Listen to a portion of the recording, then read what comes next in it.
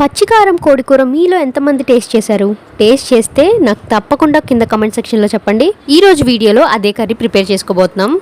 ముందుగా కడాయిలో ఆయిల్ వేసి ఆయిల్ హీట్ అయ్యాక సన్నగా తరిగిన ఆనియన్స్ వేసి బాగా మగ్గించుకున్నాక ఫ్రెష్గా తెచ్చిపెట్టుకున్న కరివేపాకు, అల్లం వెల్లుల్లి పేస్ట్ వేసి బాగా ఫ్రై అయ్యాక సన్నగా తరిగిన టమాటా ముక్కలను కూడా వేసి ఒకసారి అంతా బాగా కలిపి అందులోనే సాల్ట్, కారం, కొంచెం జీరా పౌడర్, కొంచెం ధనియా పౌడర్ వేసి ఒకసారి అంతా బాగా కలిపి చికెన్ కూడా వేసేసి హై ఫ్లేమ్లో బాగా ఫ్రై చేసుకున్నాక మూత పెట్టి మగ్గించుకోవాలి. పచ్చికారం కోసం పచ్చి కొబ్బరి ముక్కలు, టేస్ట్కి సరిపడా పచ్చిమిరపకాయలు, పుదీనా, కొత్తిమీర, కరివేపాకు, జీడిపప్పులు ఉంటే గసగసాలు కూడా వేసేసి బాగా మెత్తగా పేస్ట్ చేసుకొని పక్కన పెట్టుకోవాలి. చికెన్లో ఉన్న వాటర్తోనే చికెన్ 50% ఉడికాక ముందుగా మనం ప్రిపేర్ చేసి పెట్టుకున్న ఈ పేస్ట్ని కూడా ఇందులో వేసేసి సాల్ట్ సరిపోతే అడ్జస్ట్ చేసేసుకొని ఒకసారి అంతా బాగా కలిపి మూత పెట్టి మీడియం ఫ్లేమ్లో బాగా ఉడికించుకోవాలి. అంతే, మన టేస్టీ అయిన పచ్చికారం కోడికూర రెడీ అయిపోతుంది.